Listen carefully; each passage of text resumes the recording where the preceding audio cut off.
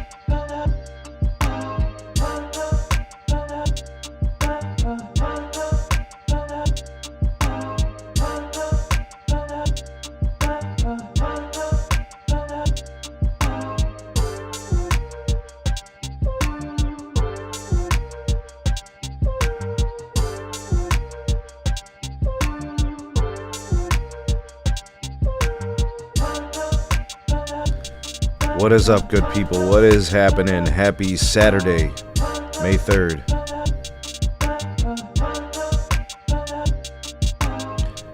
I want to start with the audio check. Make sure that everything is good there before I get the show going.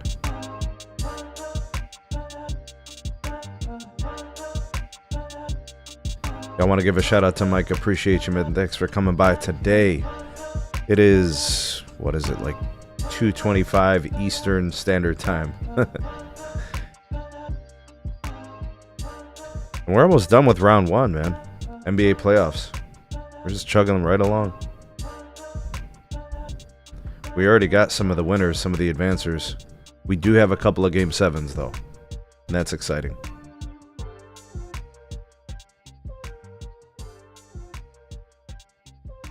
And let me keep bringing down these music levels. Don't want to be overpowered.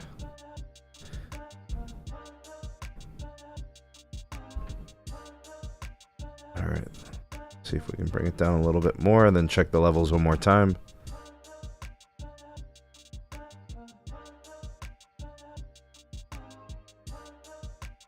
Let me know if there's any feedback or static. I don't think I hear any, but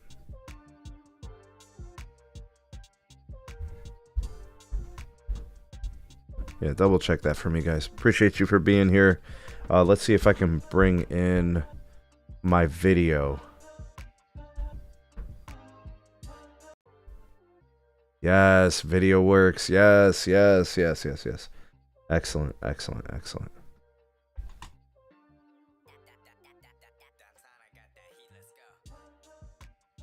Alright, I probably don't need these just because we don't have the call-in portion yet.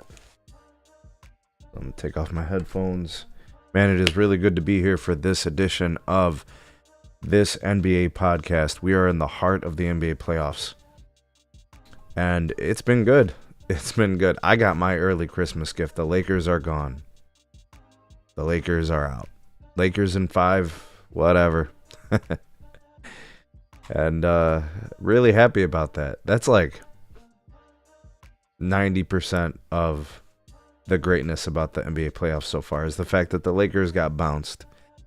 I don't really care that LeBron's not in the playoffs like that. That's not really what I care about. I know some people really can't stand LeBron.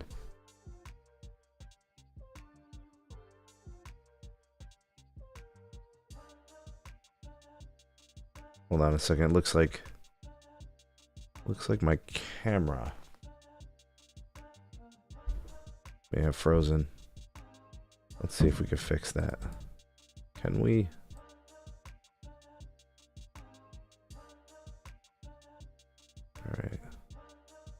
All right, good. Okay. All right, camera's back.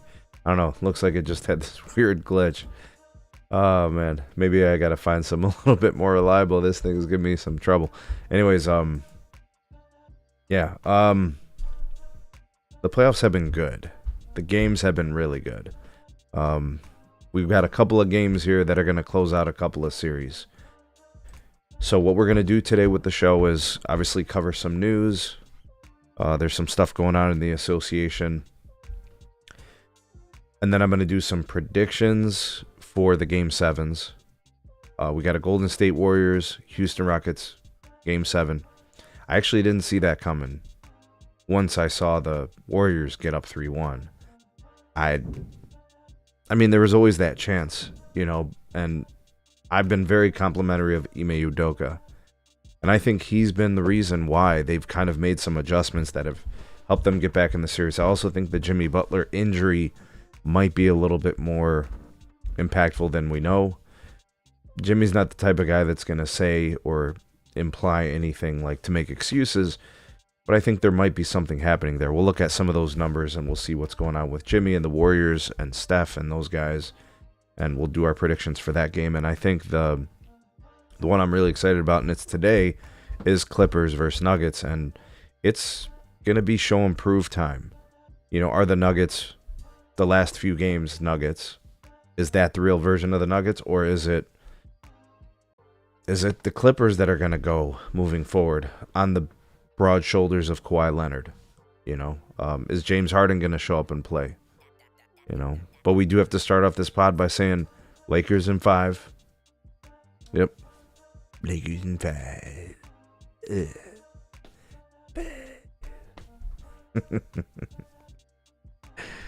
Oh, man.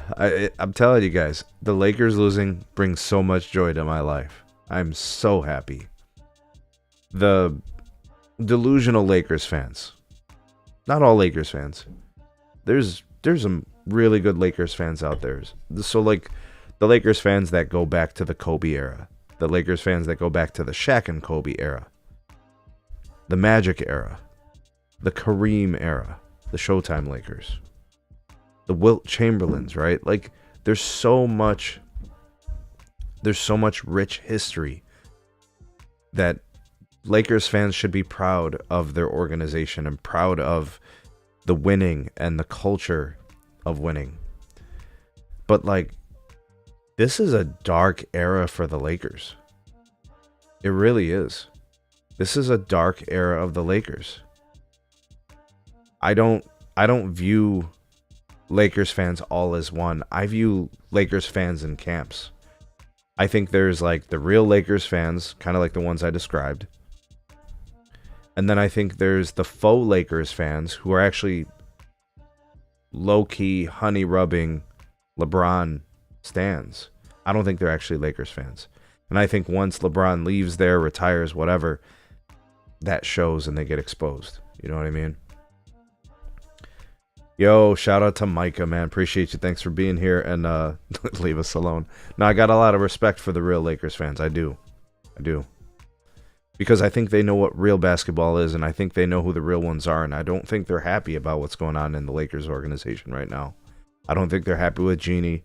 I don't think they're happy with, you know, the way things have been kind of playing out the last few years. And I think they know what's real. You know what I mean? Michael says, do you not like the Lakers because of LeBron James? Nah, it's kind of a collective, so I don't like the Lakers. I've never liked the Lakers. That's a disclosure that I have to put out there. I'm a Cavs fan. I don't like the Lakers. I haven't liked the Lakers mostly my whole life. I have loved some of the players that played that were Lakers. Huge Magic fan. Huge Kareem fan. I actually think Kareem Abdul-Jabbar belongs and needs to be in everybody's GOAT conversation. And if he's not in that conversation, you lose a lot of credit with me. You know what I mean? So I think about the great players who suited up in those uniforms. You know what I mean? So I have a deep-rooted respect for the greats, Jerry West, you know, and those kind of things.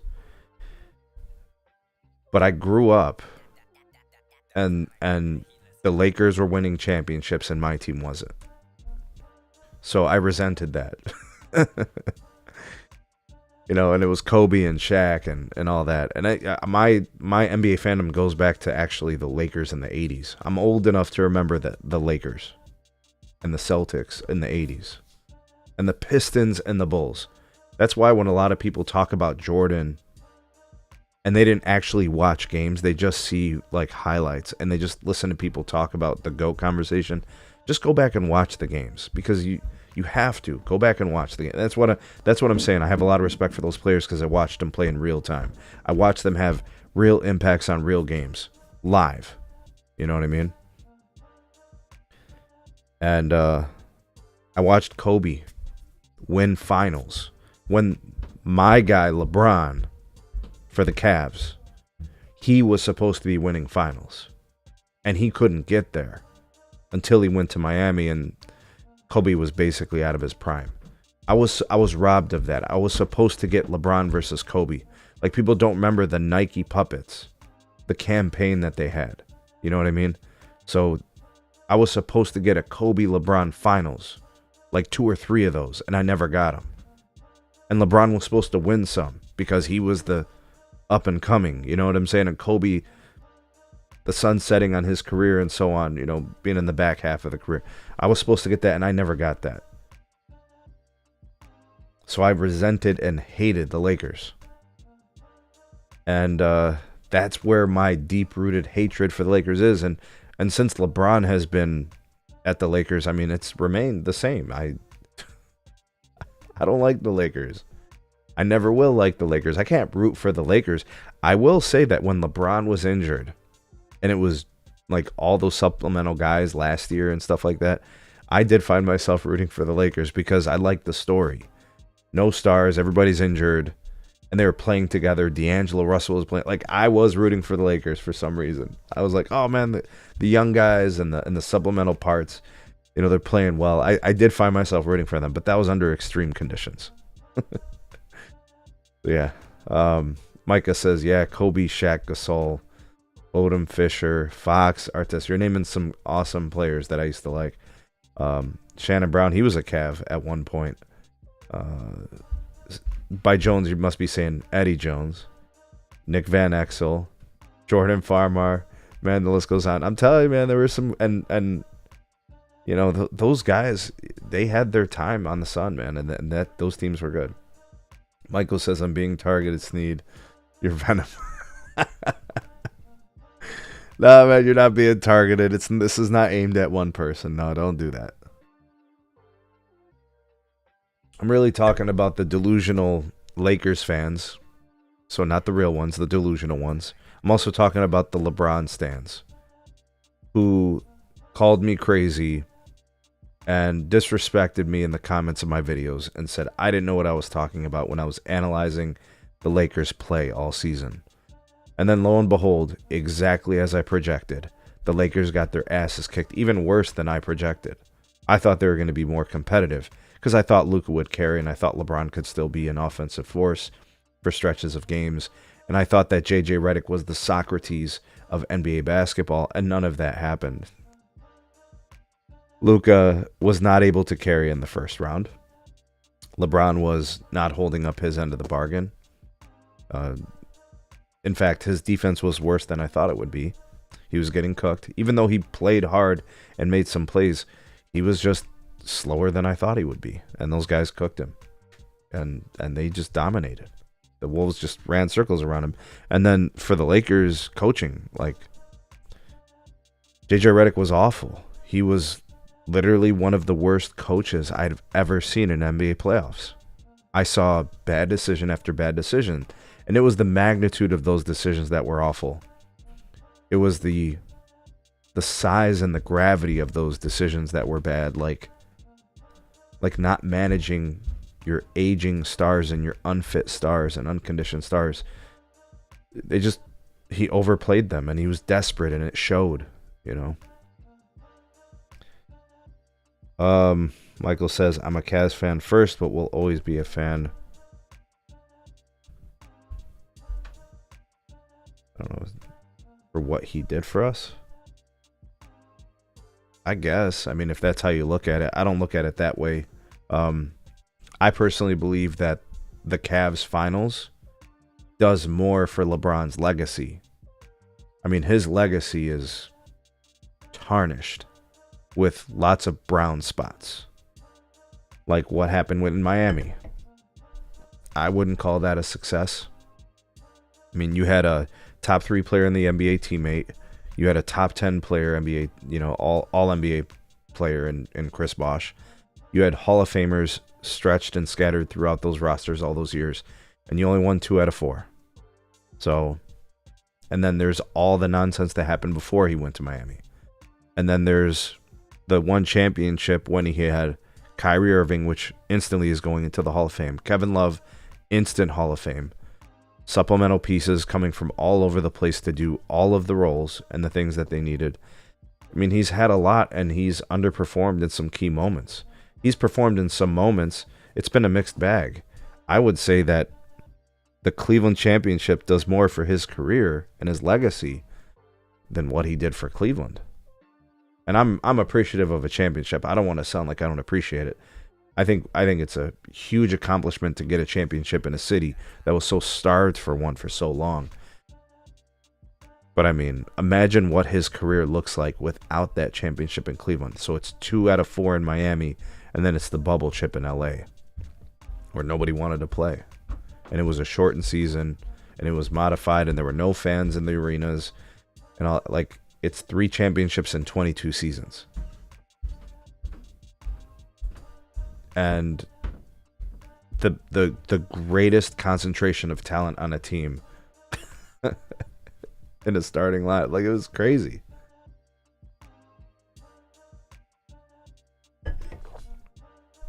So, yeah, that's my Lakers thing, and that's, you know, whatever. Anyways, we'll keep this thing Lakers in 5. We'll keep it Lakers in 5. Let's talk about kind of what's going on with the Lakers and Luka Doncic. Let's see here. This story actually is from Adam Wells. a writer for Bleacher Report, discussing kind of like what the Lakers are expected to do in the offseason. All right, titled here, Luka Doncic reportedly widely expected to sign new Lakers contract at some point. So to kind of jump out in front of this and start this off is I expect a deal, an extension for Luka or whatever, a new deal. I expect that to happen expeditiously. That is priority number one for the Lakers organization. They completely busted a U-turn on Anthony Davis. They sent him packing to Dallas. They traded for Luka. This is your future. It's this guy. You have put all your eggs into one basket, Luka. So that means you need to secure him long term. You need to pay him, obviously, as much money as you can. He's going to require a max contract. I'm guessing maximum number of years they can give him with the maximum amount of salary they can give him per year. That is my expectation. I also expect them to have that deal ironed out, offered, sent, delivered, sealed, and all that as soon as humanly possible. Whenever that contractual offer can actually be made according to league rules. That's probably what it's going to be. So that it's not a thing of if it's going to happen. I think it's just when it's going to happen. I think for Luka, in terms of his contractual requirements and what he probably wants at that point, I think it's a situation of him just doing it for the timing. He's probably looking at the ways to maximize his salary on an annual basis and then getting like the most guaranteed years as much as he can. I'm not sure about his bird rights and how that works. Luka's 25 or 26 years old, if I remember correctly. So he's got whatever this contract is going to be, plus he's going to have the back half of his career in all likelihood. And he'll be able to command as much money as he can, whatever the league maximum is. But yeah, there's going to be a deal. It's going to happen. He's going to set the bar for pay, on the salary, on an annual salary, total salary, whatever. Guys like Luka, SGA, Joker, like these guys are the max dollars guys. Now, the thing that you have to be mindful of is he's getting max money on the books, and LeBron, who's going to be on like these short-term deals, 1 or 2 years or whatever. I don't know how his contract is currently structured and if he's going to play next year or the year after or whatever. But this one's going to be a long-term deal, and the Lakers are going to look to lock him up for an extended amount of time. So here's kind of what Bobby Marks is saying. Here are the contract options for Luka. Despite the Supermax extension off the table, Doncic should actually make more in the long run. Important to note that if Doncic does not sign an extension in August, the financial playing field in what the Lakers can offer appears to be a little bit different. Okay, so here's, and I'm not sure, you guys can pinch to zoom if you want. I'm going to try to just increase the size a little bit so you guys can peep this out. So his current contract has him making $43 million this year. And then next year he'd be at just a shade under $46 million. And then the 2026-2027 salary would be at like $49 million. It says their player option. Okay, so $115 million is what's left on his deal. They can offer him, I think, for 2026 and 2027, an extension that would be pegged at 5 years, $296 million. So they're basically breaking the bank, right? $60 million. And I think that's going to be on the new collective bargaining agreement with the NBA and the Players Association. So that's important to note. Let's see here. Extension eligible as of August 2nd. So he would move to a $51 million for 26-27, $55 million for 27-28, $59 million for 28-29, and then his 29-30 season would be at $63 million. That contract would be pegged at $228 million. Structured at 4 years, $219 million. All right, so I think the structure to that one probably makes the most sense to Luka, because that'll take him through, I think, his career season 11, and then it gives him one huge, massive contract after that, and then probably one that's a little bit lesser because he'll be in the twilight of his career if he's still playing in the NBA after year 15 or whatever. I'm not sure. However long that contract would be. Hopefully he has a long, fruitful career. There's a version of this where he does a 2+1 extension, and that'll pay him very similarly on a per year basis, but it would be structured as an extension, and that would be 5 years, $418 million. Ooh-wee. So he's got options. And when you're in his position as a young player and you're that good, yeah, you got options.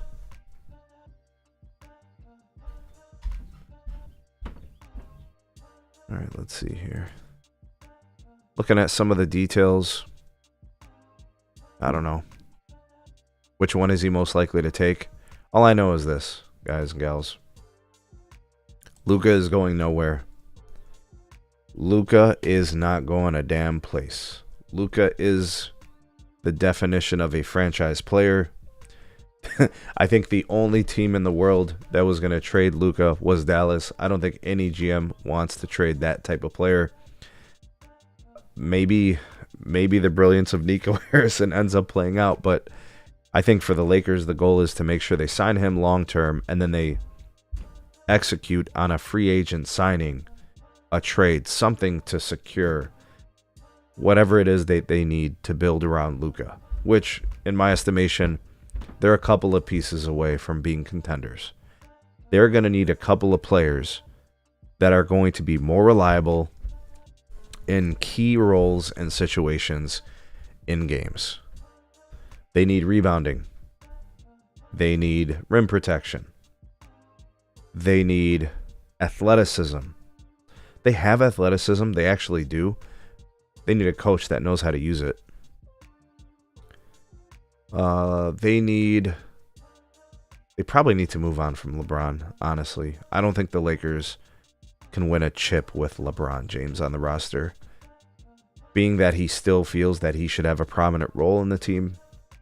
I mean, maybe you could make an argument that maybe if he comes off the bench, you get him playing against, second line guys. Maybe. I think with the emergence and kind of the development of Austin Reeves, maybe clearly making him kind of the second option. Maybe that helps the Lakers too.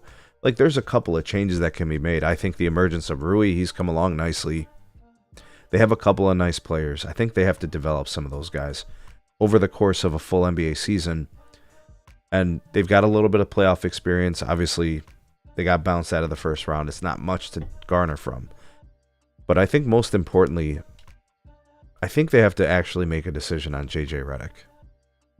I get it. There's roster flaws, but those roster flaws were present a long time ago, and everybody said Lakers in 5. And everybody was talking about when they got Luka. Oh my God, this team is unstoppable. LeBron and Luka. Oh, championship, NBA Finals, lock. And that didn't happen. Of course it didn't happen. Because there's one ball, and it's ISO ball for this team. And they got exposed by a 6th seed, Minnesota Timberwolves.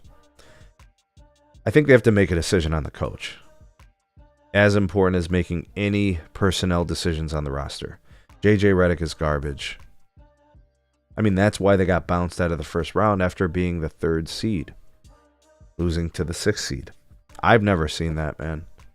I've never seen the consensus NBA fans saying NBA Finals, contenders, all these things, and then all of a sudden go to this team has flaws. How did we just go there in one series? That's what a bad coach can do.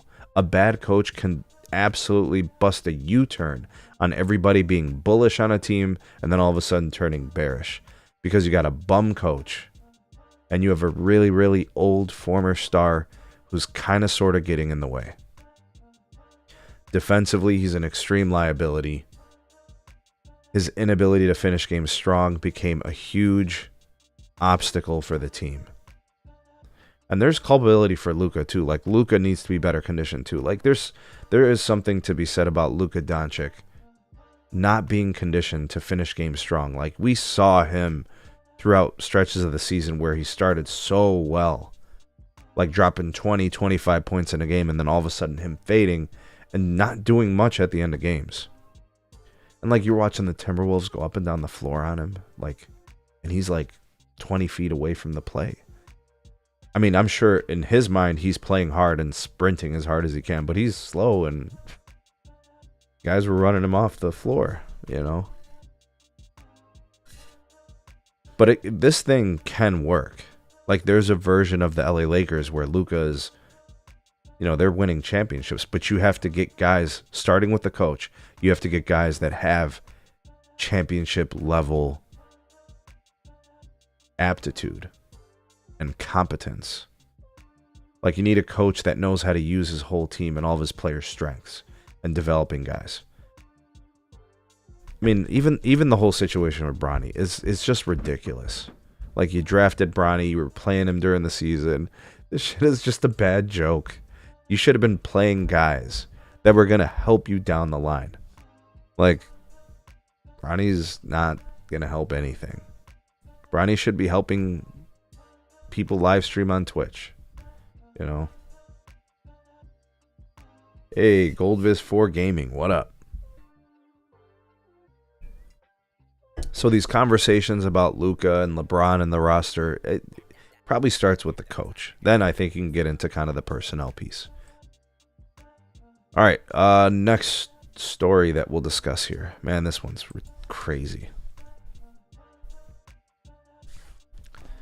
All right, there was a recent poll, completely anonymous. We don't know who voted in it. We don't even know what they said individually. But we do know that there is some sentiment that's kind of negative. NBA stars reveal who they think is the league's most overrated player in anonymous poll. All right, who do you guys think is overrated? I want you guys to think to yourself who you believe is overrated, and then let's see if they make it onto this list. All right, so the survey was conducted by The Athletic. They asked players on a variety of topics, their MVP, so who they think is the league's most valuable player, who is going to win the NBA title this year, and which organization in the NBA is the best. All right, so for most overrated player, they chose, or a majority of votes went to the Indiana Pacers' Tyrese Halliburton. He was the emphatic winner, aka loser, as being the most overrated. 13 of 90 votes went to him. That is kind of high. A lot of people got some shade to throw at Tyrese, man. I think Tyrese is a pretty good player. Is he overrated? I think for the people that are really, really high on him, maybe they overrate him. Maybe the truth is he's a good player. Maybe he's just not as great as some people may imply. He had 14.4% of that vote. The Timberwolves' Rudy Gobert was second place. He had 10% of the vote. That's pretty high. So 1 in 10 people were saying that Rudy's overrated. And I think that goes back to Rudy's Defensive Player of the Year awards, maybe. You know? Trae Young came in at third with almost 9% of the vote. I've heard these are the three guys I honestly hear the most about when it comes to being overrated. These three. I have a lot of friends that feel very strongly that Trae Young's overrated. I'm a little bit higher on Trae Young than I think some people.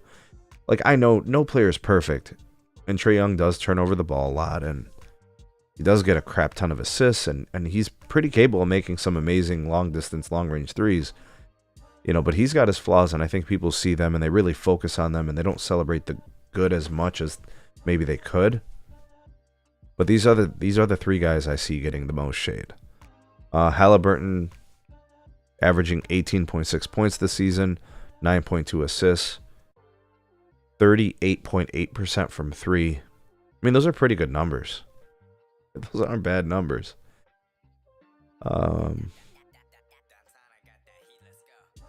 let's see who else they voted for. So Tyrese Halliburton, the most overrated. Rudy Gobert, second. And Trae Young, third. The Pistons' Cade Cunningham was named the league's most underrated star. Man, I have to agree. That boy good. That boy real good. He is an excellent player. He's going to be a great player for a long time. He has not peaked. There is more room to run. He is going to be the starting Eastern Conference, all-star guard for a long time. It's going to be him. It's going to be Brunson, D. Mitch. Am I forgetting anybody out in the East? I think those are your best guys. Your guards, right?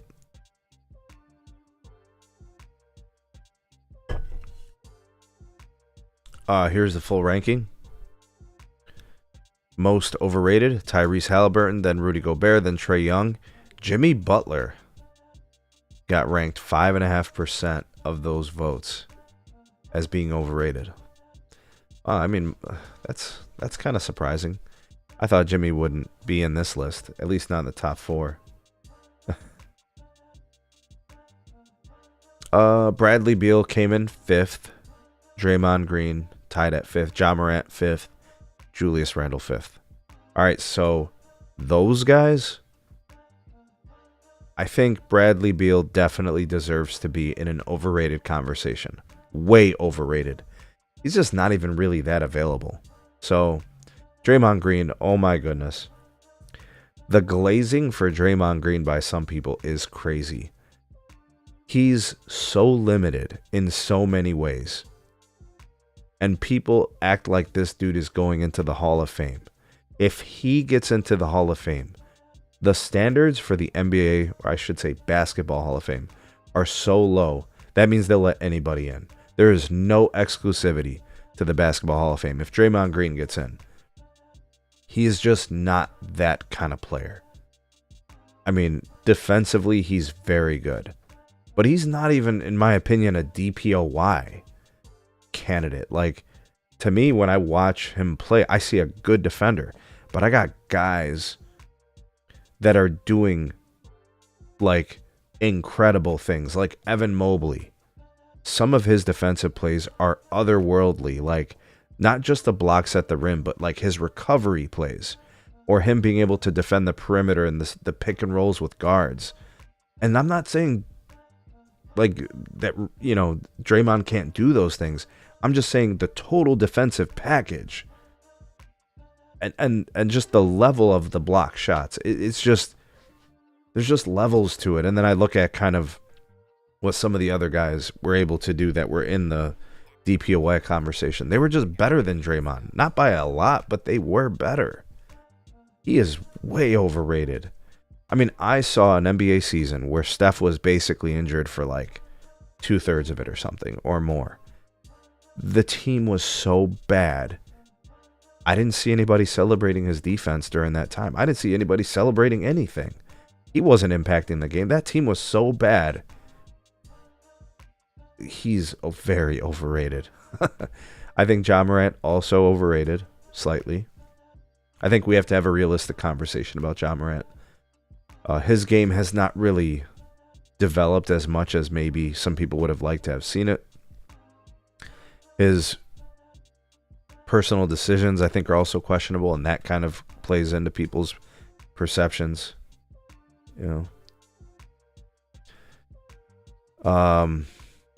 Julius Randle, yeah, I could see some people saying he's overrated. I think he's a good player. Maybe not as good as what some people say, so maybe that's deserving. Giannis being in the top 10 for overrated is crazy. I don't think Giannis is overrated at all. I mean, that dude plays the game right. He plays hard. He is a fierce competitor. He doesn't make excuses. I like Giannis, so I don't feel like he should be in a top 10 for most overrated. Joel Embiid, I don't think Joel Embiid's overrated. I think he's just so injury prone that people are like, he never plays, How the hell is Dylan Brooks overrated? Nobody thinks of him in that way. Like, they don't think he's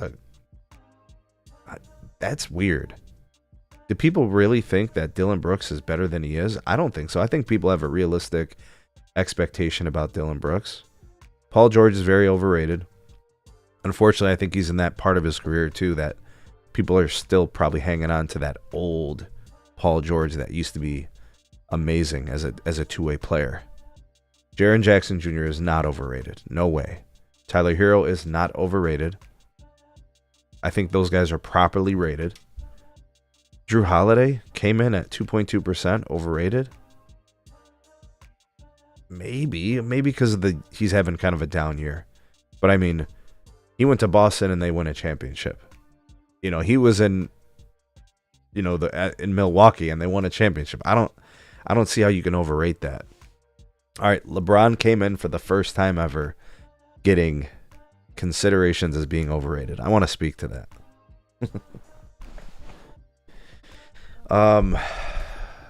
So here's what I'll say about LeBron James getting some overrated votes. All right, LeBron is overrated. I think that's pretty obvious. Some people got him as a top 10 player in the NBA. I've heard people say he's all NBA. That is insane. That is crazy. Absolutely, LeBron is overrated by some people. And then I think there's some people that underrate him. There's some people that say, like, he sucks. And I don't think he sucks. I mean, he could still score the ball. Like, he can still get to the rim. He still has those streaks where he can kind of knock down some threes and he gets hot and stuff like that. He's still a competent offensive scorer in the NBA regular season. He's overrated as a shooter. Some people actually think he's a good shooter. But when I watch LeBron shoot, I see a clunky motion. I see an unreliable shot. He's actually an unnatural shooter. Most of his points are coming in the paint. His efficiency, quote unquote efficiency, comes from when he makes shots in the paint. He's not an efficient scorer. He's a volume scorer. You know, his points are a function of how many shots he takes in the paint. That's what it is. His defense is poor. He played good defense for a couple of weeks. I will give him credit. January and February were really good from LeBron. But anybody saying LeBron is a top 10 player, anybody saying LeBron is a top 20 player, you are insane. You are crazy. And actually, you're disrespectful. You're disrespectful to some of these incredible players around the league. Like, LeBron was a starting all-star. Why? Like, why would you do that? Like, why would you do that to a guy who would have had that spot, the honor, the privilege of being a starting all-star, just because it's LeBron? Like, that shit really bothered me. Like, that was pretty annoying. I'm going to take a look at what some of you guys are saying in the live chat. All right, let's see here. Micah says, you think Hallie is overrated? I think maybe some people overrate him, Micah. I personally don't think I've got him overrated. I think he's a really good guard. He's an all-star caliber player in today's NBA. You know, unfortunately for him, I think there's better guards. You know what I mean? So he's got to compete with that year in and year out. He has shown some really incredible potential. Maybe people are evaluating him on that potential. You know, I'm not really sure. You know what I mean? And that's why they overrate him or whatever. Micah followed up. I said, unfortunately, I think Green is going to get in. Man, I'm telling you, if he gets into the Hall of Fame, this shit is crazy. Micah says, Giannis is not overrated. I mean, he's so good. Defensively, he's good. Offensively, he's improved his game. He's an unstoppable force in the open court. You know, he does all the things the right way. You know, he's not perfect. He can't make free throws. His jump shot has gotten better within about 15 feet, but like outside of that, it's very unreliable. 3-point shooting's atrocious. Like, I get it. He's not perfect, but I'm not saying he's overrated. The dude is a multi-time MVP. He's a champion. He's shown to be a very incredible player. Like, one of the best of his era, right? It's him. You're having conversations about guys like LeBron, the best of the era, right? Steph Curry. Like Giannis is in that conversation. Joker. These are the best players of the era. I'm not sure you can really say that's overrated, What's up, Sure Observation? Glad to have you here in the live chat. He said, I think Julius is severely underrated. Wow, okay, so I'm not going to go severely underrated. I think he's rising this year. Like, we're seeing a version of Julius Randle that's really good. I think he's at that point of his career where he feels the urgency of proving himself as a player. I also think he wants to get paid. I think guys are trying to show him proof to get a better contract. And I think he's also feeding off of what they have going on in Minnesota, like the whole Anthony Edwards experience. And I think some of the leadership he's kind of feeding off of with guys like Mike Conley Jr. I think he's found a place where they know that he was wanted. And that's kind of helped him. And then he's gotten an opportunity to be who he is and kind of show and prove on that platform. So I wouldn't go severely underrated. Right now it looks like he is because of how well he's played against the Lakers in the playoffs and being a big part of the reason why the Lakers got bounced in 5 games, Lakers in 5, So I wouldn't go underrated. There have been years where he's been very overrated. But I think now, I think he's properly rated, personally. Micah says, I like Brooks, but he's also overpaid. So maybe that's the whole, overrated piece. Maybe it's the money. Micah said, PG is a nice role player. Yeah, I think at this point in his career, you just got to keep him on the floor. He's just not available. He's just always injured, podcast P, and all that stuff.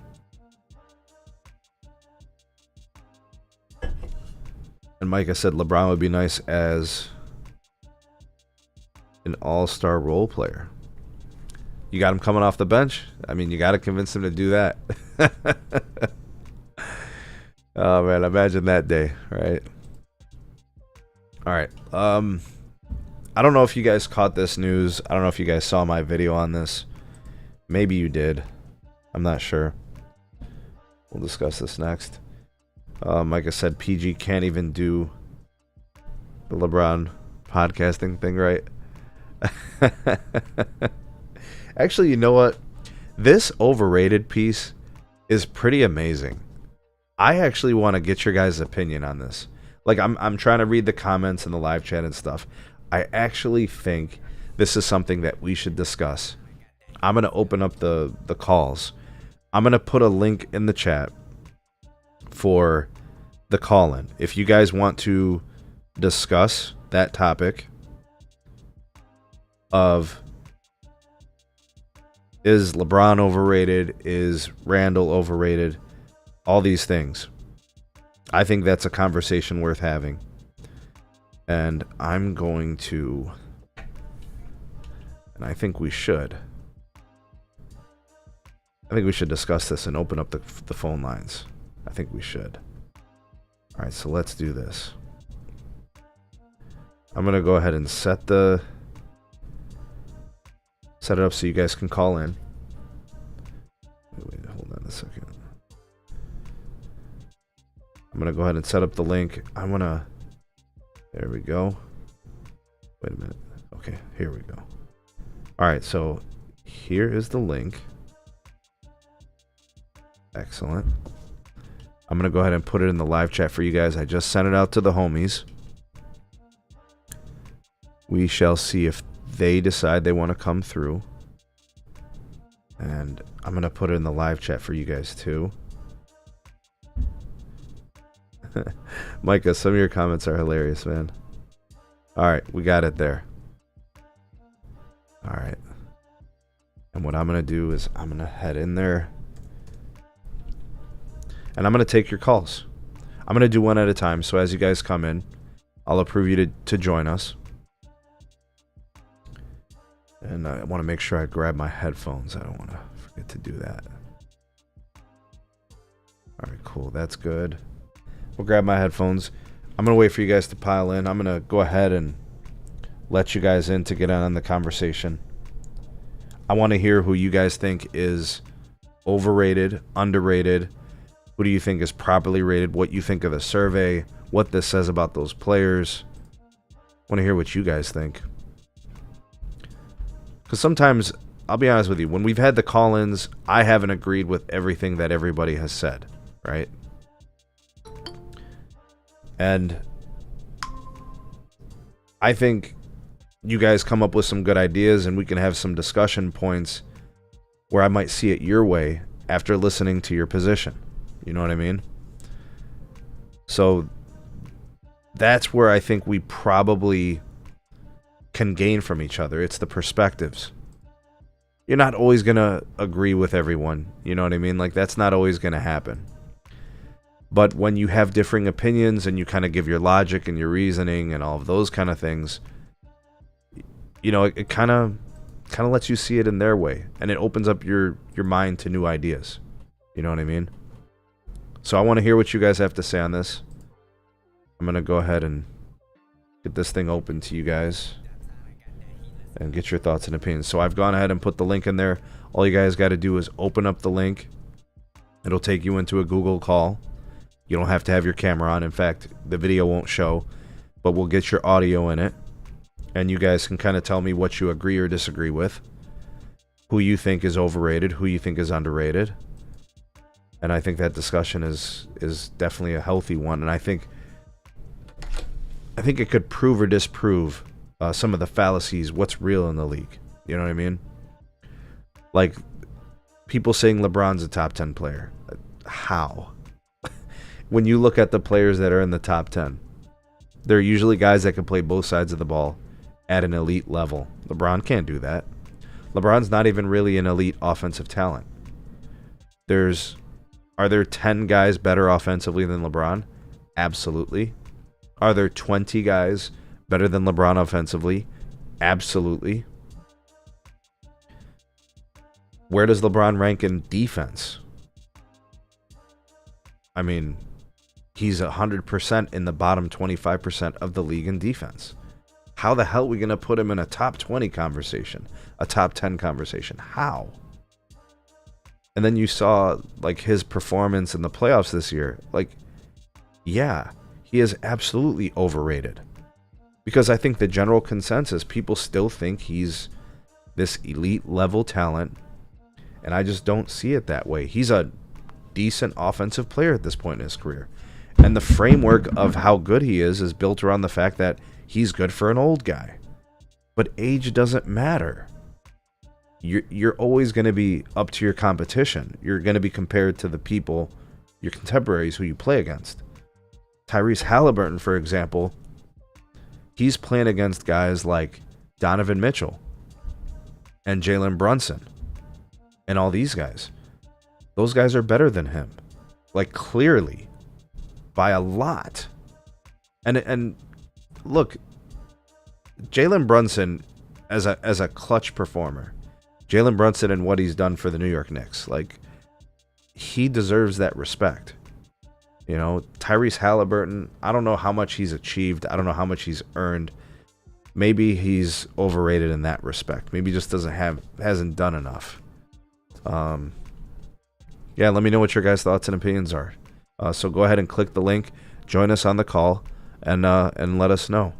I'm going to go ahead and we're going to start first with Micah. I'm going to get his audio going. Let me make sure I get my headphones on so I could hear him. All right, let's get him in here. Micah, what up? What up, man? How are you, brother? I'm doing good. I got a few minutes. I said I would try to join on the next one, so this would be it. I appreciate you calling in, man. I'm excited to hear what you got to say on these overrated, underrated, or properly rated. So this is different. Usually, if I go online with other folks, they use StreamYard. So this one, you're using Google Meet. I didn't even know you can use Google Meet with this and tie it in with YouTube or whatever else. Yeah, so basically what I'm doing is, this is just a regular Google Meet, and I do everything through OBS.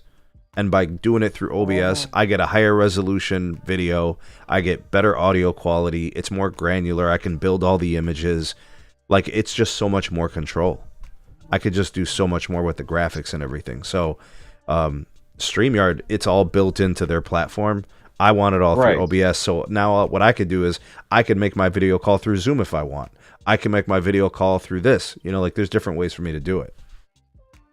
And so with Google Meet, do you have any of the limitations like you do with StreamYard? You can only invite like 10 people, or I can have 100 people in this call if I want.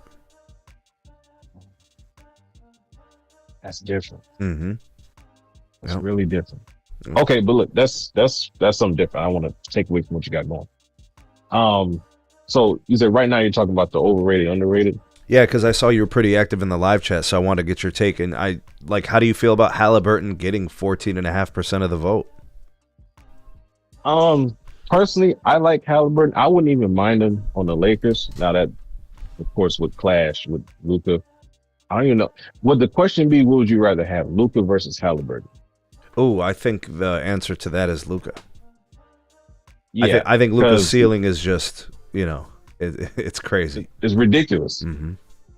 Now, I'm going to say something in regards to Luka that maybe not a whole lot of people would say, because they're just, some people truly believe that he plays no defense.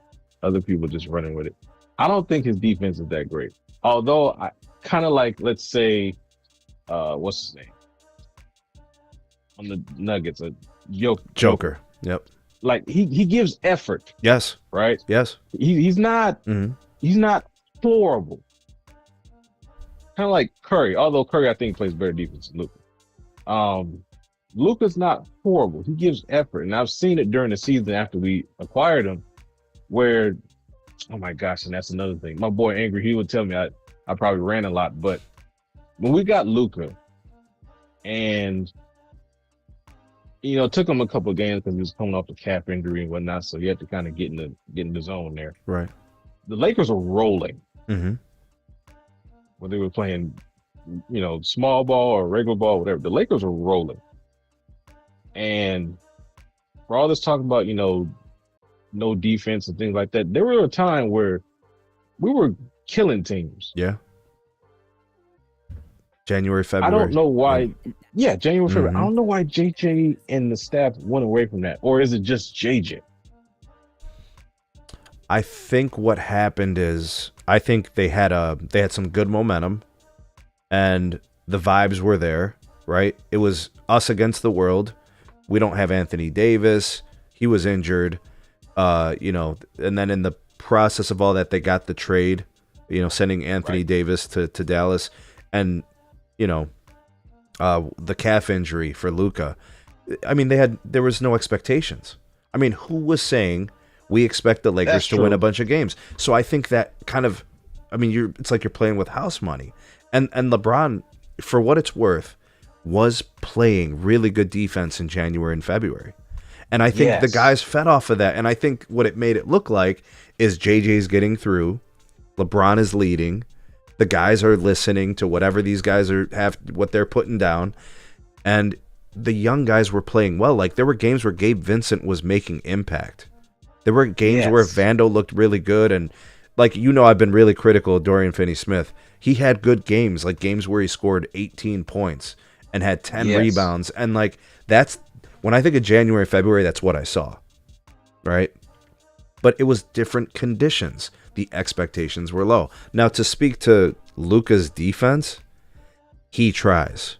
He's just not quick enough to keep up with these guys. He's just getting roasted, right? So, he's flat-footed because he's a little heavy and he's a little big for the position. So I got to find a guy to put him on that he can almost keep up with. Now, Luka takes chances and he gets steals sometimes. But when you take chances and it comes up short, you're giving up buckets. So you'll see games where he's got 2 steals, 3 steals, but he olayed it and missed and whiffed and they got easy buckets. That happens too. Yes, they do. I'll give you that. That is true. That's probably the one thing about his defense, which is probably always going to be there. He can probably drop a couple pounds, and some of those chances that he takes might come out better on his end, depending on who we're playing. Yeah. But that's just kind of who he is. He I'm could work happy on we it in the have Luka. offseason. He could lighten up and he could become a little bit better at staying in position on defense. Yeah.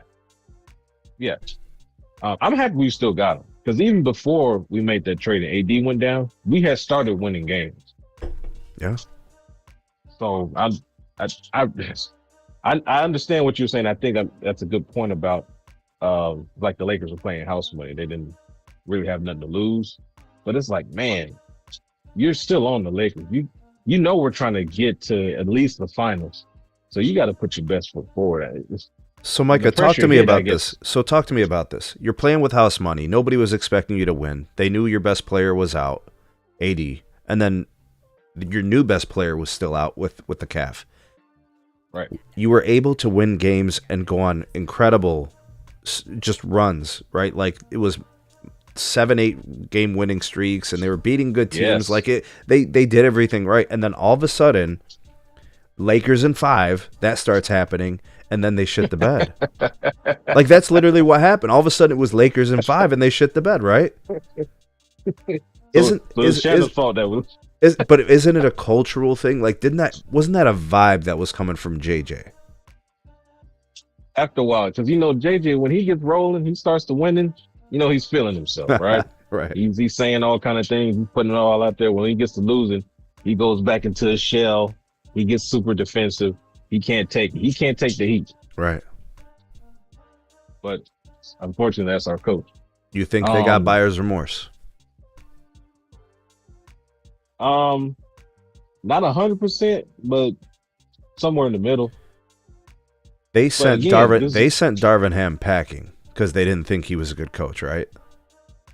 Yeah, and then the whole narratives with LeBron, him looking so now what? Where are we? Like it's been 1 year since Darvin Ham was fired, and they brought in JJ. Where do we stand right now with the Lakers head coach? Like, is JJ still in the good graces? Do they still think like, yeah, we're glad we got this guy? Like, you remember the vibes when he got hired? They did a press conference. He was going to develop Bronny, and Bronny earned, and he's going to get the most out of these guys. He didn't even use them in the series.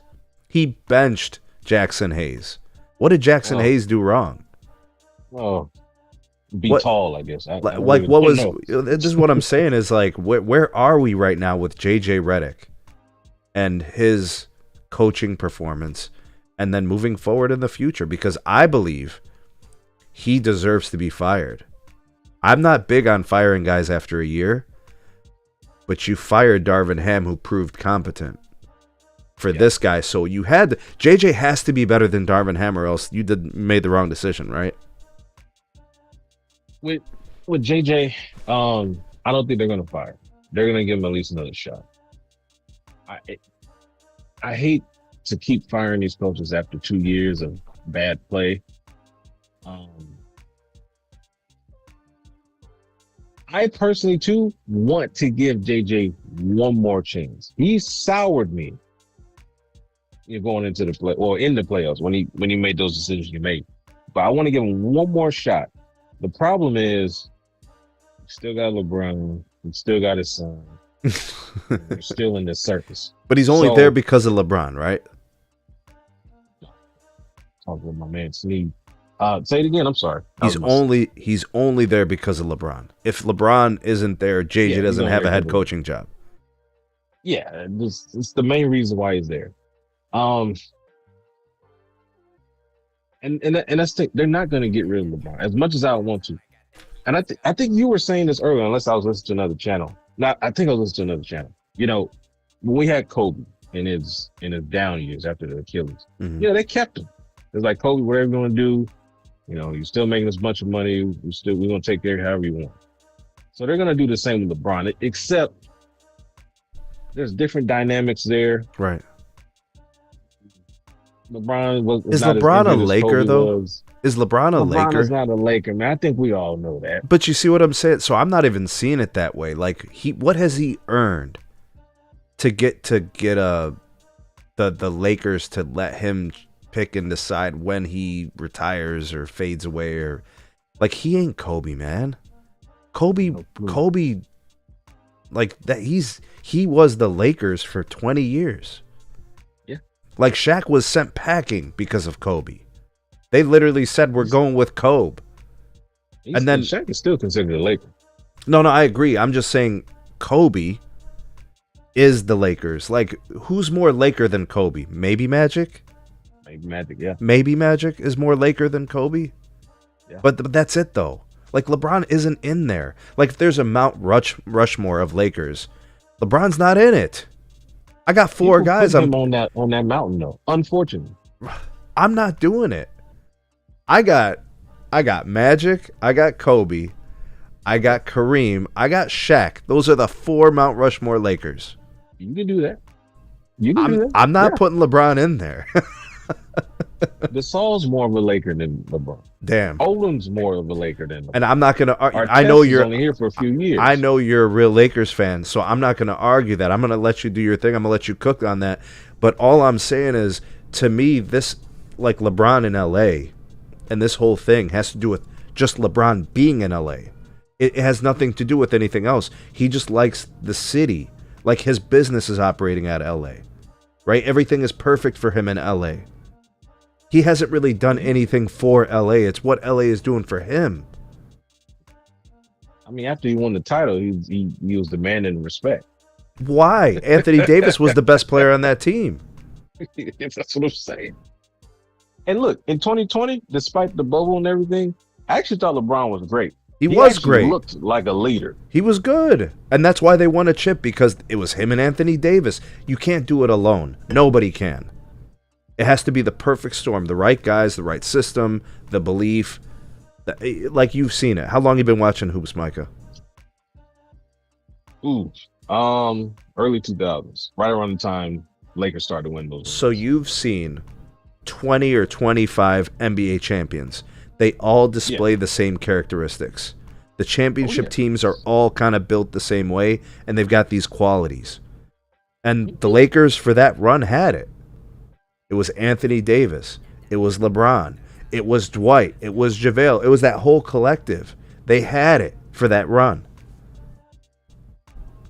But I'm looking back at this whole thing in LA. I'm not digging what I'm seeing from the LeBron Lakers. I'm seeing bounces out of the first round. I'm seeing sweeps. Yep. I'm seeing missing the playoffs. What are we talking about here? Play-ins. Fighting from the play-in just to get into the playoffs, only to get bounced out in the first round. So, I mean, that's what we got. I would love for LeBron. And I was watching somebody else, too. They say LeBron could take less, but it still would provide issues based on other contracts. Yeah, well, just get him out of here. Just let him go. Trade him to the Clippers if you want to stay in LA. You know, I don't know what you want to do there, but give us Zubac back. We'll take Zubac. That was a big mistake. Yeah. I think that's pretty obvious. Powell, and you can give me 3 second-round picks. I don't care. Just take LeBron. Get him out of here. Take his son, too. Bro, a lot of guys that turned out to be really solid players were expedited out of LA during the LeBron era. I mean, LeBron went there in 18, 19? Is that right? Yep. I mean, so many guys were shipped out of there, and they're thriving around the league. Like, LeBron wanted Randall out of there before he even came. Yeah, because that conflicted with LeBron's position. He was a ball dominant small forward, right? Exactly. And then for what LeBron had in 2019, which I remember, they had got to the 4th seed. They were doing well. Mm-hmm. I forgot who got injured. I think it was LeBron that got an injury, or somebody got an injury, and it just all fell apart. So they could have did something, but because they lost, LeBron said, "No, we gotta revamp everything." And then you win the next year, and said, "No, we gotta keep revamping." Like, bro, we don't have to make the entire team different every year just for you, just to make sure that you're LeBron, you the GOAT, you the king, right? Just make it happen. You know, they won the championship in 2020, and then all of a sudden they decided we're just going to change the roster completely. Like, why didn't you give those guys a chance to defend the title? Thank you. Like, it was, and the roster that he did get, I actually thought was pretty decent too. Changed it again. Well, like, remember how they blamed Russ for everything? Yeah. You know, like what? I mean, Russ went to LA playing the same way he played before his entire career. He didn't do anything So they knew unusual. what they were getting. Right. And LeBron, I'm guessing, was the reason why Russ got there. I think it was LeBron saying, I need this. And I think LeBron's mind, his thought process was actually correct. He wanted a guy that could help him carry the load, meaning run the offense a little bit. Like Russ is a ball dominant guard. You know, he runs the point. He's going to be the guy who's attacking the defense, dictating where the ball is going to go, whether he's going to shoot it or pass it or whatever. And he actually ended up getting that with Luka too, because LeBron knows he sees himself. He knows. Like, it would be great for him to get another championship here at the end of his career, but he knows he needs others to really do a lot of it now. Like, the one thing I was surprised with this year was those moments where LeBron actually was okay being off the ball with Luka. Because if he doesn't let Luka run the show, then what did you bring him for? And at this stage of the game, I think LeBron needs to learn to be off the ball because he's so old, needs to keep his legs. In spurts, he should take over, but let these younger folks do what they're supposed to do. Rui's a nice player.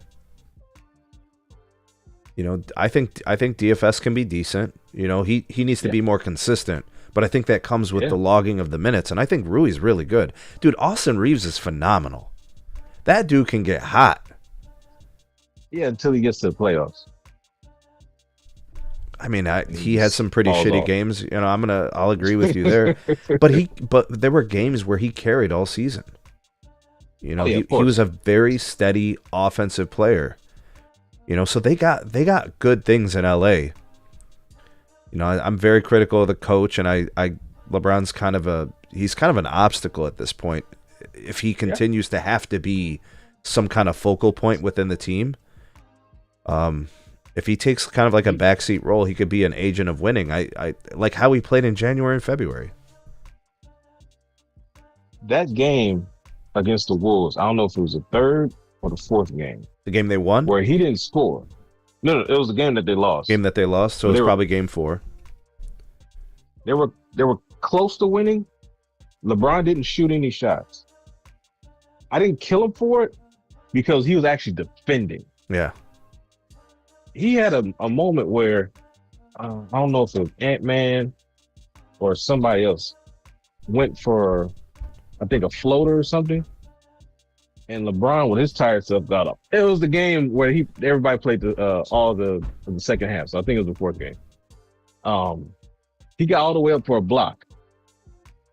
That lets me know that he was at least committed on the defensive end. He was. He wanted to win. He really wanted to win. Yeah, he wanted to win. You're right. And he didn't want to be embarrassed either. That game, yeah, exactly. So when they lost that game, what's it? I'm gonna open it. Okay. When they lost that game, I knew that in the fifth game, he wasn't going to give the same effort. But I know LeBron, when he doesn't see the light at the end of the tunnel, he just gives up. Well, we've seen that a couple occasions, right? Yeah. Yeah, we've seen that happen. So, Micah, give me your take on this, because I don't know if you commented on the video that I made about this, but I'll get your take now. LeBron James sprained MCL in Lakers Game 5 against the Timberwolves, according to sources. I don't know who the sources are. I don't know, MRI, all this other stuff. Give me your take on this, because did you catch my video? So do you know my position on this? I didn't watch that video. However, we all know LeBron has an excuse for every major loss that he has. I was surprised he just didn't say it on the podium. Like he did when he broke his wrist. Yeah, right. That's the first thing I thought of. That's the first. I instantly went to what was that against the Warriors when he said he punched the wall or something, right?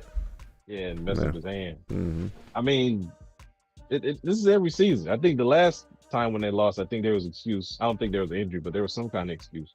So I get it. This is what he does. It's cool. You had another injury. You had a foot injury a few years ago. I remember the foot injury. Yeah. They were supposed to get surgery on. Never got it. You knew that was a lie, right? Sorry, LeBron fans. This is just what it is. This is who you guys defend. But here's the thing, Micah. They won't come here. They won't take this call. They won't do it. I put this link out there and I invite them and I say, come on down, and they don't. Yeah, they know the truth. They know. They know the truth. And so yeah, now there's a MCL sprain. I don't remember the play. They said it was the collision with DiVincenzo, who, by the way, is 6'1", 170 pounds. Bro, all they ever talk about is 6'8", 270. That's all I ever hear. LeBron James, a freight train, 6'8", 6'9", 270 pounds. And here's Dante DiVincenzo, 6'1", 170. Right. Took out LeBron. It's crazy. Like, just stop it, man. Then you get the flop, and then there's a video of him where I guess he flopped, and then he was looking like he was trying to hide his eye just to see what's going on. Like, dude, come on. This is who y'all defend. Oh man. It's when so. When he first came to the Lakers, I tried to defend him, but bro, you know what's really crazy? This is the battle that I have to fight internally. Like, in my mind, I remember LeBron a certain way, right? He's a Cleveland Cavalier. He's a champion with the Cavs. He brings a championship to a city that was starved. There's greatness in LeBron's career, but there are moments that people continue to make excuses for where he was culpable and responsible for underperforming. And they look past that. And they, like, bro, there were years where Kobe made some really bad decisions. And, like some of the Suns games, I don't know if you remember some of those back in, like, it was before the runs he made with Gasol and those guys. I don't want them to get on me about Kobe. Right. But, like, you get what, like, we called it out. How could he quit on his team? What was he throwing that game for? All of those kind of things. Like, guys deserve culpability when the things don't work out. No career is perfect. Hell, Jordan went and played baseball. He just quit the game, bro. Like, we can say it's okay. Like Wilt Chamberlain, as great as he was, had a hard time winning chips. Bill Russell was bouncing him out, taking all those rings. Like, it's okay. But narratives, man, when the narratives take over, And he's gonna run with it. I'd be surprised on a day where something happens and he just stands on it. He just takes accountability. I'd be surprised. I mean, it's kind of late at this point. Like, you've got this large body of work, a 22-year NBA career, and you got people calling you a flopper. You got people calling you a fraud. I mean, I don't want to say anything publicly because I don't have proof or evidence, but you have people saying that he cheats the game. I personally believe that you have to test positive in order to have those kind of accusations. I'm not going to do it. I'm not willing to, but I get it. I get what people are saying, right? Because it's crazy, I agree. So I'm not going to go that, but you got Stephen A. Smith. Yeah. You got all that smoke for everybody else.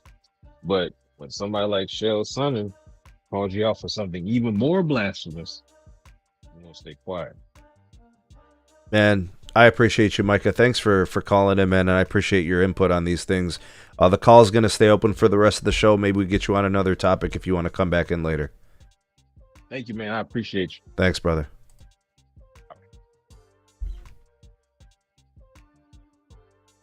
All right, excellent call, man. I really appreciate Micah coming through and sharing those perspectives, because Micah's a real Lakers fan. You don't have to be a LeBron fan to be a Lakers fan. And you don't have to be, biased and without objectivity. I really appreciated that perspective. Thanks, Mike. I appreciate you, man.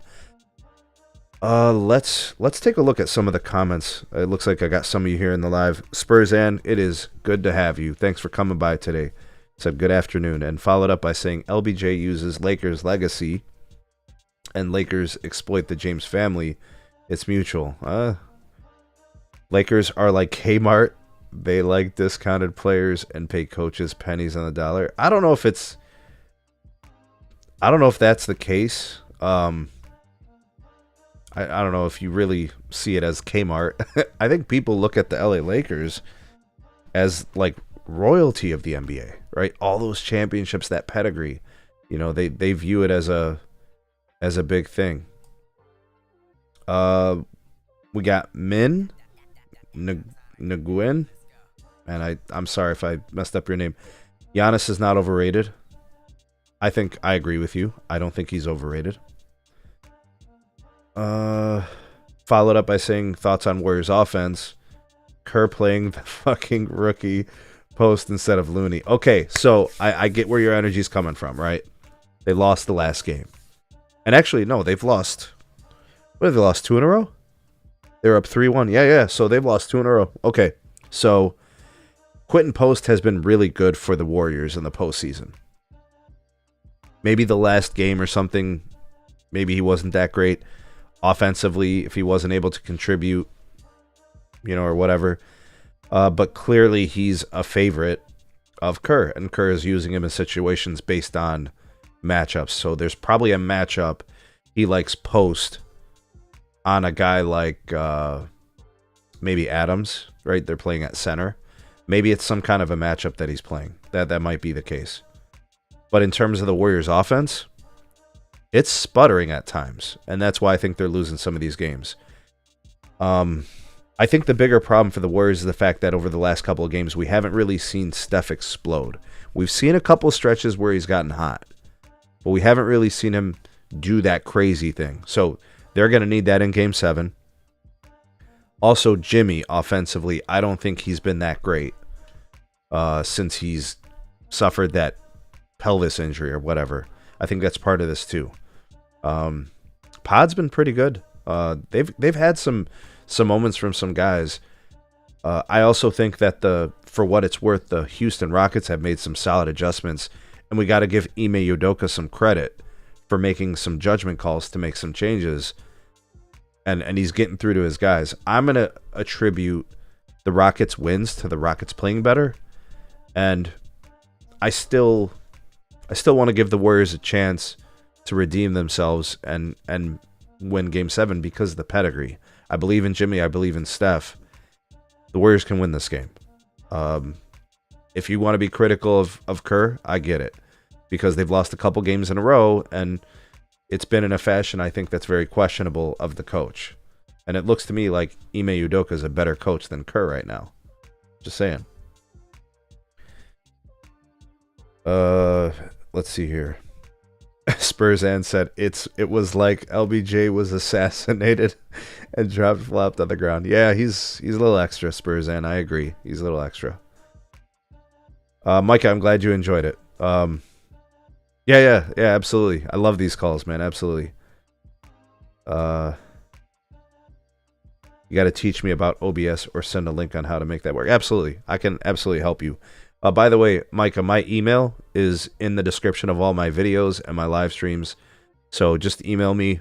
I'll walk you through it. I can help you share some screenshots, give you the steps, show you how to do that stuff. I got you. And Micah, I didn't know you had a channel, man. If you've been making content, man, share that with us. I made you a moderator so you can share links and all that. Let us know what you're up to. Yeah, Micah, I think he's the truth. Everything was perfect in Boston until he had that whole issue, the personal conduct stuff with the whole like personal stuff. Everything was cool. Nothing wrong with Missoula, but just saying, Ime Udoka was on his way to a championship for sure. For sure. All right, let's do this now. Let's go to, and I kind of got some of this from Micah a little bit. I want to speak to this. So JJ Redick says the Lakers roster must get in championship shape next season after first round loss to the Timberwolves. All right, first of all, you got the big nose bandit over here, Nick Wright, talking about how JJ Redick did an excellent job with the Lakers. This shit is crazy. He said JJ did an excellent job? That is wild. That is crazy. What's up, Razor?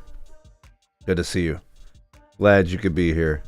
I want to reaffirm my position. JJ Redick did not do an excellent job with the Lakers. Absolutely not. They had a really good stretch between January and February. Outside of that, they lost games to teams they shouldn't have. They were beating teams that were without their stars.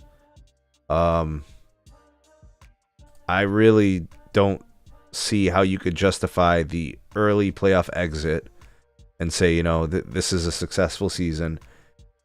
I just don't see it.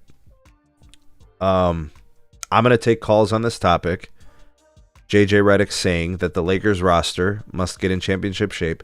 First of all, he could be throwing shade at Luka. I don't think he's throwing shade at LeBron. I don't think JJ Redick is stupid.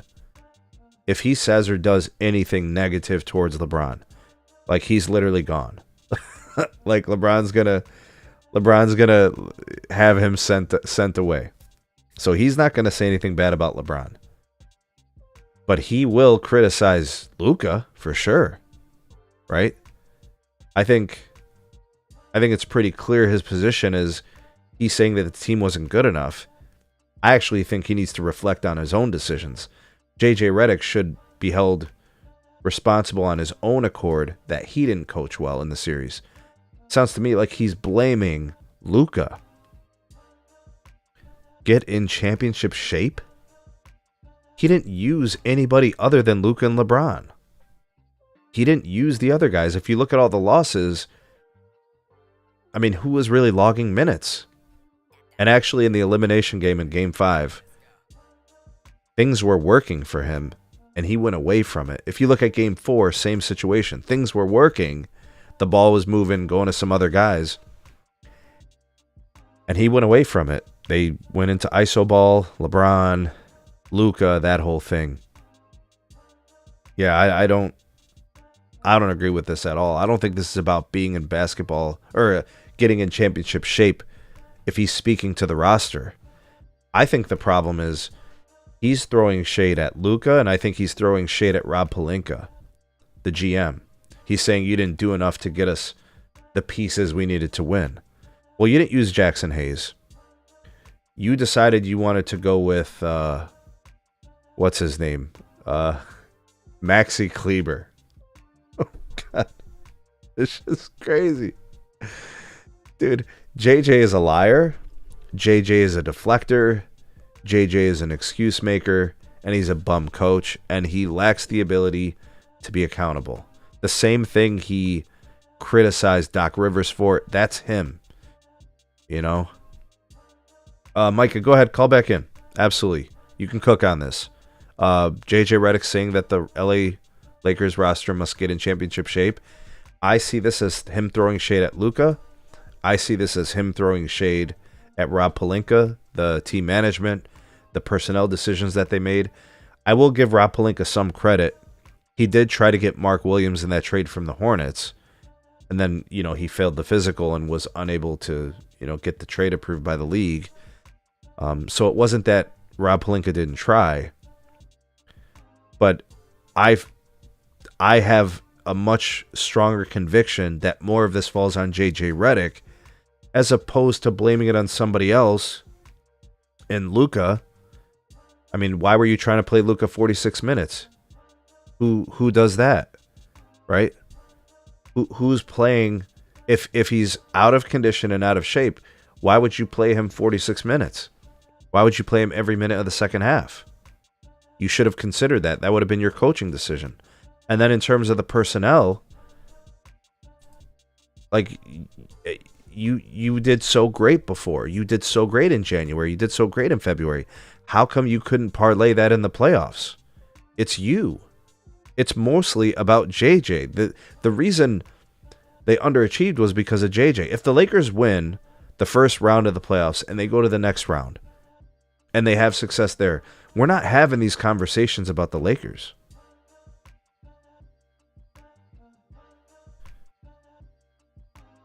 I'll be available for the next topic if possible. All right, that'd be great, man. And we could always cook on this when you get back on after that.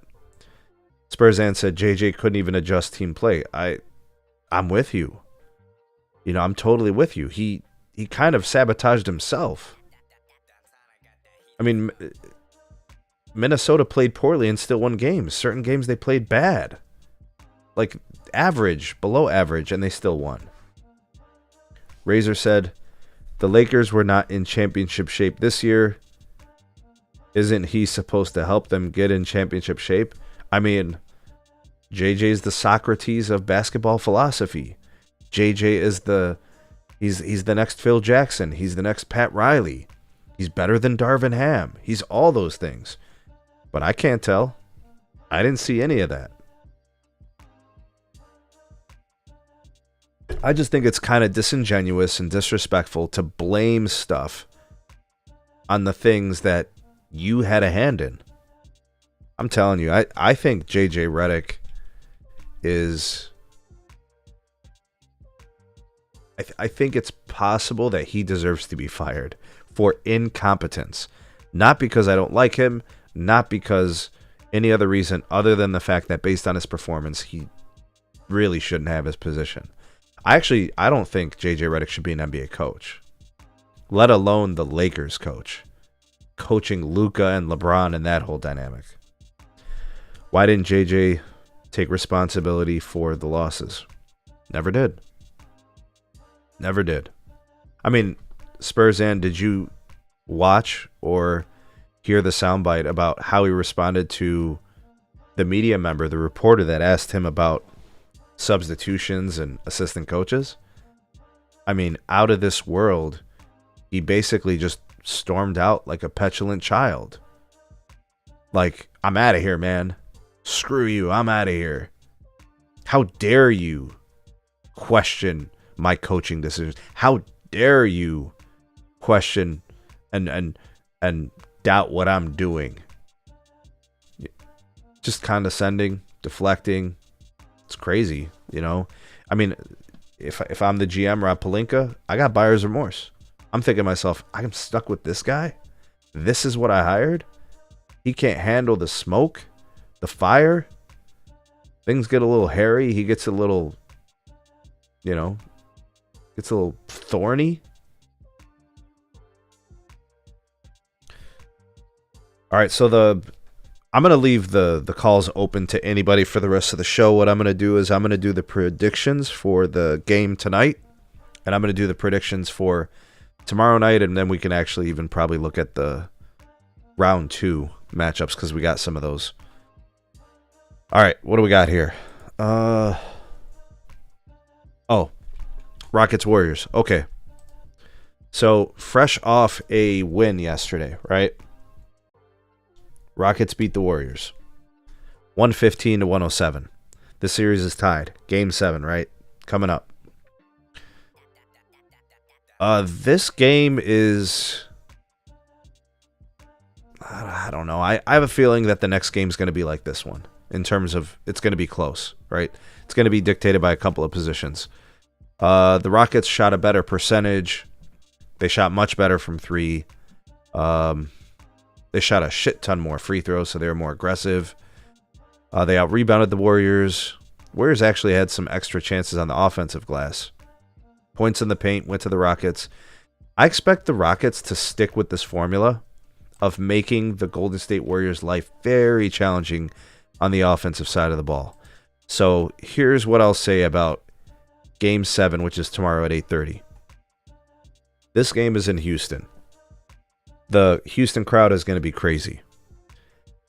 The team that has everything to lose is actually the Golden State Warriors. Everybody thought the Warriors were going to win the series. They had the advantage in experience. They had the guys. The Warriors have been playing great basketball since Jimmy got there. Jimmy was going to catapult them, level them up. And I even picked the Warriors to be one of my dark horses for a trip to the Western Conference Finals. My other pick was the Rockets. I thought those two. I never thought the Lakers were going to go to the Western Conference Finals. Never. Now, the Warriors, ever since the Jimmy injury, they look very different. Steph's not really blowing up like we would want to see if you're a Warriors fan. And the Rockets are playing within themselves. I don't know if you guys are noticing, but Ime Udoka has the Rockets playing their brand of basketball. They're not trying to do something they can't do. The key factor for the Rockets is it's Van Fleet. It's him. If he has a good game, they'll be in this. Jalen Green. If he has a good game, they're probably going to win the game, right? I think Şengün is going to be good. I think Brooks is going to have an impact. I think Amen Thompson is fantastic. Such a good player. I mean, defensively, the intensity, the ability, and if he can attack the rim and get you some easy buckets in transition, the Rockets can do this. The Rockets can win this game, but they have to play within themselves. They can't try to do or be something they're not. And I think since they've kind of stuck to that, that's why they've been winning games. Fred VanVleet, thank you for showing up to the series finally. The first few games, he was an absentee. The last few games, he's been fantastic. Those timely three-pointers. The outside threat. Making the Warriors have to worry. Right? The gravity of that. He's going to have to play big. Him and Jalen Green have to show up and play big. I think the Rockets are playing with house money. They're young. They're inexperienced. I don't think the pressure is on them. I think they're going to play within themselves. The Warriors have the pressure. Here's why the Warriors have the pressure. They got Jimmy Butler. They all of a sudden became the favorites to win the series. Draymond Green, champion, right? Steph Curry, the greatest shooter of all time. These guys were up 3-1. How would this look to Steph Curry's legacy if they were to be up 3-1 and then lose in 7 games to the Rockets? And the Rockets don't have experience. It looks really bad. I think Steph's feeling the pressure in this game. I think Draymond's feeling the pressure in this game. And I think Jimmy's feeling it too. Once Jimmy got there, the expectations for a playoff run increased exponentially. You don't make that trade, get Jimmy Butler, and not have expectations. Guys, the pressure is on the Warriors. The Warriors can win. I'm not saying that the Warriors can't win. I'm saying that there's additional pressure on them. And I'm not really a big fan of Steve Kerr as a coach. I think he's a good coach. Come on, the guy's got championships. Like, you can't be a bad coach and win championships. Like, that's not a thing. I just don't think he's all that special. I think he's a good coach who had great players and a great system, and it worked. And he deserves credit as being the coach for those championship teams. But it's clear that when you don't have everything perfect, he's just a regular guy. He's just like any coach.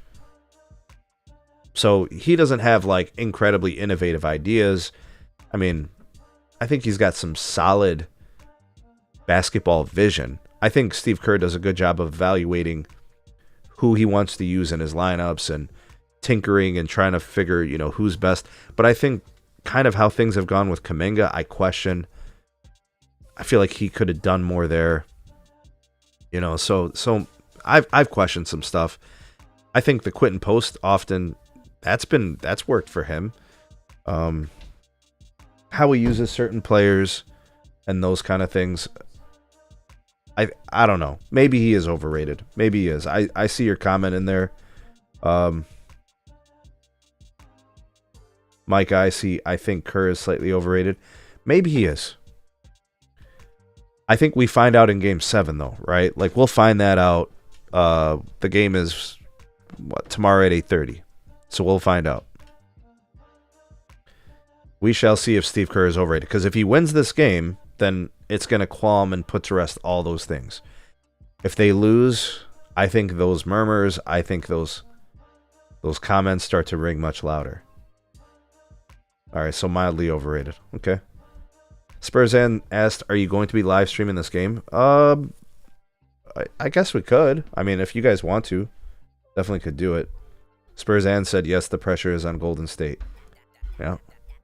The sixth man, Rocket fans. All right, let's talk quickly on the Clippers and the Nuggets. That's tonight, 7:30. All right, so tell me in the live chat who you guys got in this game, Clippers or Nuggets, Game 7. This one's in Denver. Clippers or Nuggets, who you got? And if you guys want to call in, the link is in the live chat. If you want to call in and give me your predictions for Clippers Nuggets tonight or Warriors and Rockets tomorrow night. I'll definitely be excited to hear what you guys have to say on that. Tell me who you think is going to win and tell me how you think it's going to play out. All right, so Clippers Nuggets. All right, this is a 50-50. I think the Houston Rockets game with the Warriors, I think it's 50-50. Clippers Nuggets, same thing. I think it's 50-50. I have no conviction in my picks.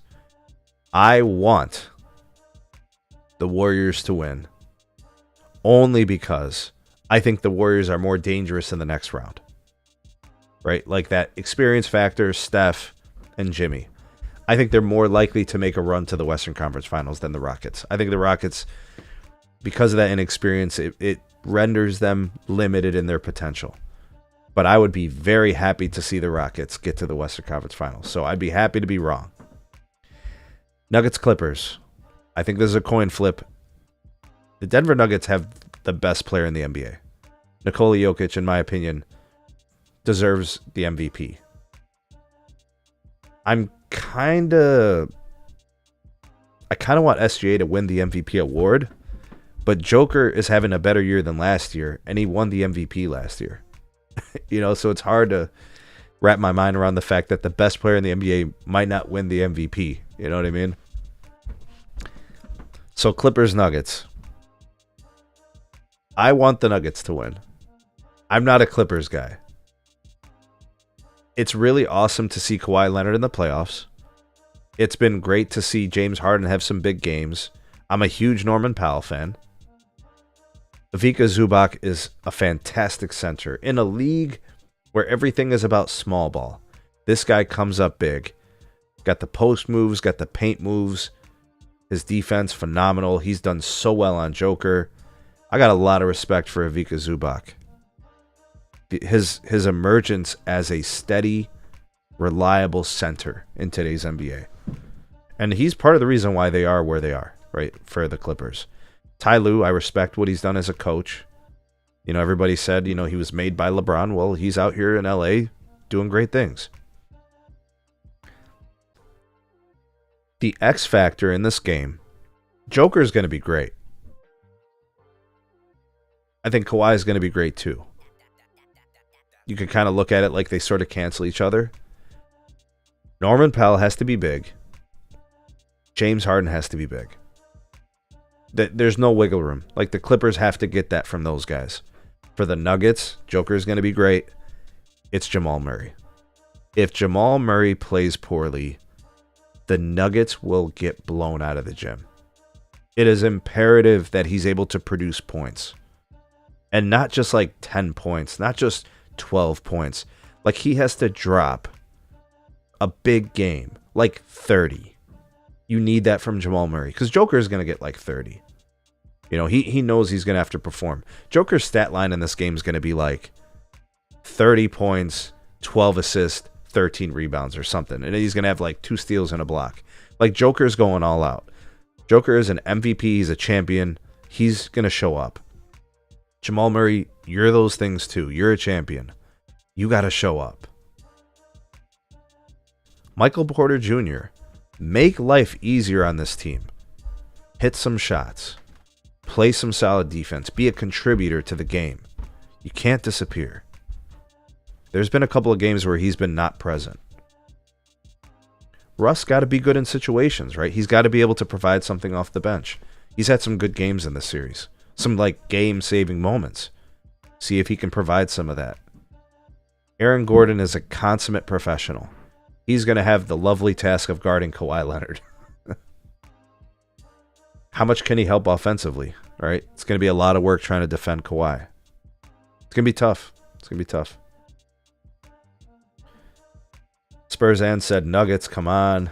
Yeah, I'm going Nuggets in this game, Spurzan. I'm going Nuggets. I'm going to go Nuggets in a close game. This is going to be like a 96-94 kind of game. Defensive struggle at the end, not a lot of points. Like one team's going to score like 17 in the fourth, the other team's going to score like 16. Like seriously. I do believe it's going to play out like that. Unless Jamal Murray drops like 50, goes crazy. Spurzan said, let's go Nuggets. All right, let's do it. The flippers suck. Micah, well said from the Lakers perspective. Micah said MPJ is overrated.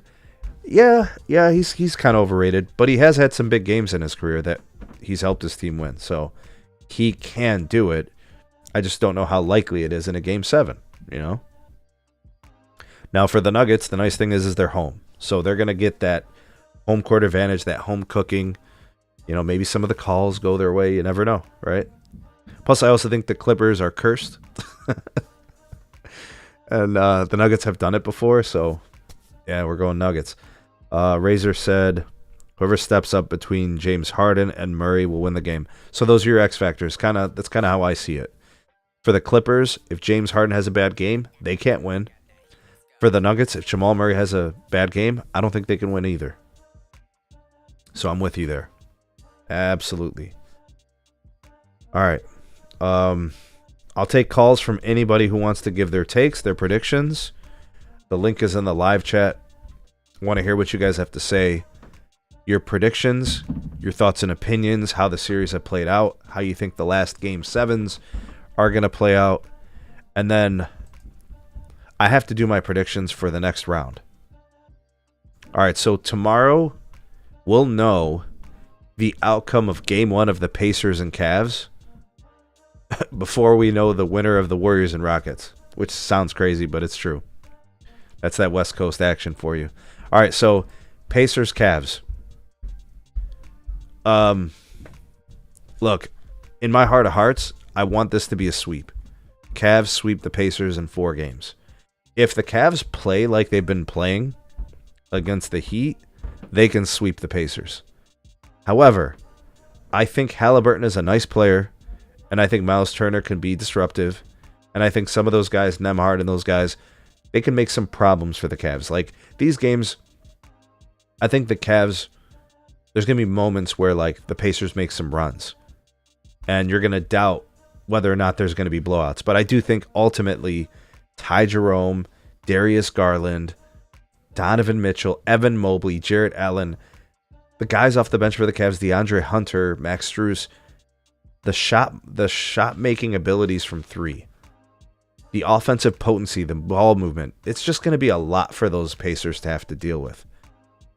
My heart tells me Cavs will sweep. My mind tells me the Pacers can get one in Indiana. So I'm stuck between those two decisions. My heart gives me a sweep for the Cavs. My mind tells me give the Pacers 1 game. So let's listen to our mind. Cavs in 5. Let's do that. Cavs in 5. And I think that the 1 win for the Pacers will be game 4 in Indiana. And then the Cavs close it out at home. I think that's how it's going to go. All right, so that's my prediction for the Pacers-Cavs. So that game will be played tomorrow at 6 p.m. So there's going to be 2 games tomorrow. Then you have the Knicks and Celtics. That will be Monday at 7 p.m. All right. The Celtics are going to kick the Knicks' ass. Like, it's not even going to be really all that close. It's going to be a belt-to-ass type of series for the Celtics and Knicks. Karl Anthony Towns is not him. Karl Anthony Towns is a nice offensive player. He isn't going to stop the Celtics from getting to the next round. Jalen Brunson is a domestic terrorist. He is going to make life very challenging on the Celtics. He's very good. He is really good. Out of respect for Jalen Brunson and his clutchness and his just grit as a player, I got to give the Knicks 1 game. And I think in that same game is a game where Karl Anthony Towns plays really well. That is the only way the Knicks are going to get 1 game. And I like OG. And I respect Josh Hart as a rebounder at the guard position. And Mikal Bridges has some moments. I get it. But the Celtics have Jason Tatum, Jaylen Brown, Peyton Pritchard off the bench, Drew Holiday, champion, one of the best defenders, guard defenders in the league. Derek White, one of the best guard defenders in the league. Like, That's a lot to overcome. Kristaps Porzingis, if he decides he wants to play well. How are you going to beat that if you're the Knicks? You just don't match up well. There's going to be a couple of close games in the series. It's not going to be because the Knicks aren't good enough in terms of their effort. It's going to just be a talent discrepancy. The Celtics are generally healthy. They have stars across. I mean, you can't really name a better starting five, is kind of my take. You know what I mean? You just can't really name a better five in terms of starters. And then off the bench, you got some decent play. I don't know how the Knicks are going to beat that. So I'm going to give the Knicks game 3. I think the Celtics win the first 2 games. I think the Knicks win game 3. I think they lose game 4, and then they go back to Boston, down 3-1. Game 5, Celtics take it home, and they go on to the next round. That's my prediction. All right, the next series we'll quickly cover is going to be the Thunder. Well, I gotta wait. We got to see who wins their game 7. All right, we'll have to see how that plays out. All right, looking at some of the comments. Razor said there is a chance Leonard or Joker could take over 2. It's a really close game. I think it is going to be a really close game. Totally agree. Cavs need to sweep Indiana because they are dangerous. Indiana's pressure have given the Cavs problems. But the Cavs won all their close games, though. So, yes, I agree with you. There's going to be close games in it. But I think the Cavs understand the gravity. They don't want to leave anything to chance. The Cavs have looked really, really good in the playoffs. Mind you, is against the Heat. I think the Cavs are going to handle the Pacers pretty easily. All right, Spurs and solid. I got you. If we go live, we'll see you there. Razor said, my main concern of the Knicks is Karl Anthony Towns. He can't afford to do poorly like he did in the last game. And that's going to happen. I remember vividly. I remember Karl Anthony Towns having some rough moments in Minnesota in some important games too last year. You know, in the bigger moments, man, you got to come through. I don't know if he's that guy, bro. I really don't. I don't know if he's that guy. Brunson is him. Karl Anthony Towns is not him. Jason Tatum is him. Jaylen Brown is him. Karl Anthony Towns will be the reason the Knicks are able to compete in the series or lose in this series. Man, I really do appreciate you guys. Thank you for an excellent live stream. Very excited about the playoffs. Everything's been really enjoyable and fun.